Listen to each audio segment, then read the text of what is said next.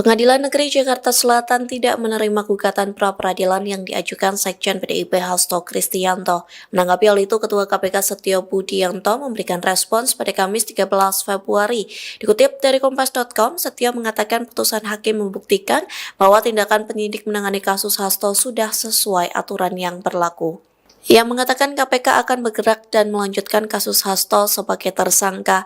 Adapun setelah menang pra-peradilan, penyidik KPK akan menentukan langkah selanjutnya, baik itu pemanggilan, penggeledahan, hingga penahanan Hasto. Hal senada disampaikan Wakil Ketua KPK Fitroh Roh Cahyanto, yang mengatakan putusan Hakim Tunggal PN Jakarta Selatan membuktikan bahwa penetapan status tersangka Hasto didasarkan alat bukti. Sebaliknya, putusan itu membuktikan bahwa penetapan Hasto sebagai tersangka bukan politisasi. Di satu sisi, tim kuasa hukum Hasto menegaskan pra-peradilan yang diajukan melawan KPK bukan ditolak. Oleh sebab itu, kubu Hasto menilai pra-peradilan yang tidak diterima PN Jakarta Selatan ini belum selesai. Download Tribun X sekarang, menghadirkan lokal menjadi Indonesia.